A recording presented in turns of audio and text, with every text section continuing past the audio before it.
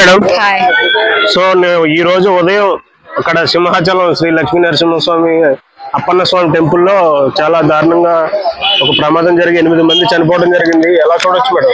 దారుణమే అది. కాకపోతే ఇక్కడ వైఫల్యం ఎక్కడ ఉందంటే దేవాదాయ శాఖలో ఉంది. సింహాచలం అప్పన్న స్వామి టెంపుల్ లో దేవాదాయ శాఖలో వైఫల్యం ఉంది. అది ఏంటంటే అక్కడ ఫెయిల్ అయిపోయారు వాళ్ళు కనుక. దేవాదాయ శాఖ వాళ్ళు కనుక 3 రోజులు బట్టి వర్షం పడుతుందంటే అక్కడ ఏంటి పరిస్థితులు అనేది, తొక్కిసలాట్లు అనేవి ఏంటి అనేది వాళ్ళకి తెలుసు కదా. అందులో వాళ్ళు అక్షయ తృతీయ ఉంది, స్వామివారికి చంద్ర స్నానాలు చాలా అంగరంగ వైభవంగా జరుగుతాయి. జరుగుతున్నప్పుడు భక్తులు పోటెత్తుతారని కూడా తెలుసు ఆ జిల్లా వరకు. అటువంటిప్పుడు మరి వీళ్ళు పట్టించుకోలేదు అంటే మరి దేవాదాయ శాఖ అది తప్పు ఉంది. దీనికి గవర్నమెంట్ ని ఎత్తిపోయడం న్యాయం కాదు. ఎందుకంటే ఈ దేవాదాయ శాఖ అనేది గవర్నమెంట్ కి తెలియజేస్తే అక్కడ గవర్నమెంట్ తగిన చర్యలు తీసుకొని ఇంత ప్రాణ నష్టం, ఇంతటి ఇది నష్టం జరగకుండా చేసేది.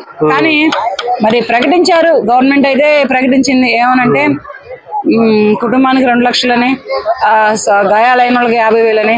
గాయాలైన వాళ్ళకి 50,000 కాకుండా కుటుంబానికి 2 లక్షలు కాకుండా మరి ఏదో ఉద్యోగాలు కూడా దేవాదాయ శాఖలో ఉద్యోగాలు కూడా ఇస్తా ఉన్నారు. ఉద్యోగాలు అంటే ఓకే, ఏదో బ్రతుకు తెరువుకి వెళ్ళిపోతాయి. కానీ ఇప్పుడు వీళ్ళు ఇస్తున్నటువంటి 1,00,000, 2,50,000 ఈ డబ్బులు వాళ్ళ మట్టి ఖర్చులు, వాళ్ళ కార్యక్రమాల ఖర్చులు కూడా రాదు గనక కొంచెం 25 లక్షల వరకు అని తెలిసింది. సో అది పక్కన పెడితే రాత్రి అంటే ఎర్లీ మార్నింగ్ దర్శనం చేసుకున్న కొంతమంది భక్తులు ఏమంటున్నారంటే ఈ రోజు ఉదయం నుంచే స్టార్ట్ అవుతుందని తెలిసి మేము రాత్రే వచ్చాము లైన్ లోకి.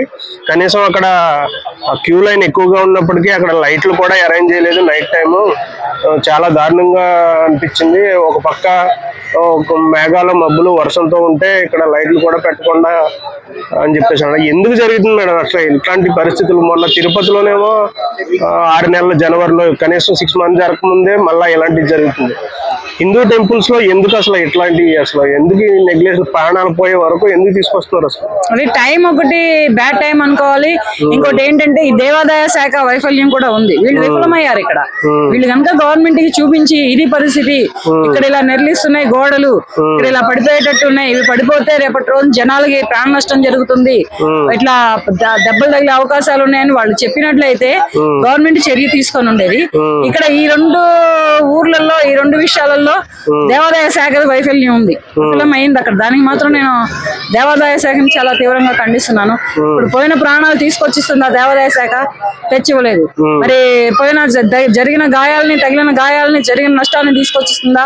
కూర్చలేదు. కనుక ఈ దేవాదాయ శాఖని గవర్నమెంట్ ఖండిస్తూ సరైన సూచనలు అందిస్తూ వాళ్ళకి సరైన గట్టైనటువంటి వార్నింగ్ ఇస్తూ ఈసారి ఇటువంటి తప్పిదాలు, ఇటువంటి పొరపాట్లు జరగకుండా చూసుకునేలాగా జరుగుతూ కనుక వీళ్ళకి ఏంటంటే సరైన న్యాయం చేస్తే గవర్నమెంట్ బాగుంటుందని నేను అనుకుంటున్నాను.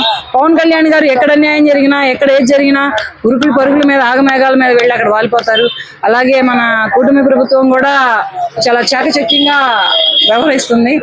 ఇటువంటి తప్పిదాలని మరి దేవాదాయ శాఖ చేసింది కనుక ఇది కూటమి ప్రభుత్వం మీద పడకుండా కొంచెం, ఇది కూటమి ప్రభుత్వానికి ఇంకా ఎన్నుపోటు అవుతుంది కానీ ఎదురుపోతలు అవుతాయి. కానీ దీనికి ఏం తప్పే వాళ్ళు ఎవరైనా ఎదురుపోతలు వేస్తానే ఉంటారు, వేసేవాళ్ళు.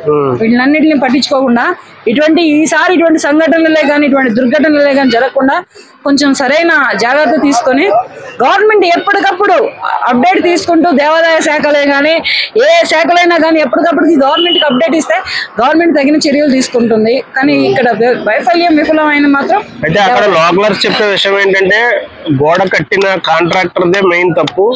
అసలు మినిమం స్పాళ్ళు అనేవి లేకుండా చాలా ఇదిగా కట్టారు, అందుకే కూలిపోయింది అని చెప్పేసారు. ఎందుకు ఈ బిల్డర్స్ అట్లా పోయిన ప్రాణాలను తీసుకురాగలమా? ఎందుకంటే మరి అధికారులు ఏం చేస్తున్నారు అసలు దీని మీద? ఇట్లా బిల్డర్ లోపలేస్తే సరిపోతుంది. అధికారులు కట్టేటప్పుడు అధికారులు పర్యవేక్షణలో ఉండాలి కదా. ఎందుకు అసలు వీళ్ళు కుమ్మక్క అవుతున్నారా? వీళ్ళు కుమ్మక్క అయ్యే పని లేదులే, కానీ నిర్లక్ష్యత జరుగుతుందిగా. ఇది గవర్నమెంట్ దాకా వెళ్తుందా? గవర్నమెంట్ చూస్తుందా? ప్రతిదీ భూతద్దంలో పెట్టి గవర్నమెంట్ చూడదు కదా. ప్రతి ఊరు, ప్రతి గల్లీ, ప్రతి జిల్లా తిరగదు కదా. ఇక్కడ జరిగితే ఏమవుతుందిలే అని ఒక నిర్లక్ష్యత, ఒక నెగ్లిజెన్సీ, దీన్ని పెట్టుకొని ఇలా ఆ ఊరు జనాలే, ఆ ఊర్లో అటువంటి ఉన్నటువంటి కార్యకర్తలే ఇటువంటి ప్రయత్నాలు చేస్తున్నారు. కానీ దీనికి గవర్నమెంట్ నిర్లక్ష్యత ఏం లేదు. కానీ ఈ నిర్లక్ష్యత కారణం మాత్రం నిర్లక్ష్యత అంటే జరిగినప్పుడు తిరుమల, తిరుపతి అయినా కానీ ఇప్పుడు సింహాచలం అయినా టాప్ 5 లో ఉన్న టెంపుల్స్ లో అవి 2 మెయిన్ అనుకోవచ్చు. దుర్గం టెంపుల్, టాప్ 5 లో ఉంటాయి ఇవి కూడా. జరిగిన మెయిన్ ఇట్లోనే ఇలా జరుగుతుంటే మరి లోకల్ ఇట్లో అసలు ఏంటి పరిస్థితి? లోకల్ ఉన్న వాళ్ళే చేశారు ఇది. దీనికి మరి ఇప్పుడు బిల్డర్ చేశాడు తప్పు అంటే బిల్డర్ తప్పు ఉంది. బిల్డర్ తప్పు చేస్తూ ఉండండి, మరి అక్కడ దేవాదాయ శాఖ ఏం చేస్తుంది? ఖండించొద్దా? ఇది కరెక్ట్ కాదు, ఇలా చేయడం న్యాయం కాదు, సరిగ్గా చేయండి, సరిగ్గా చెందని అని ఖండించాలి కదా.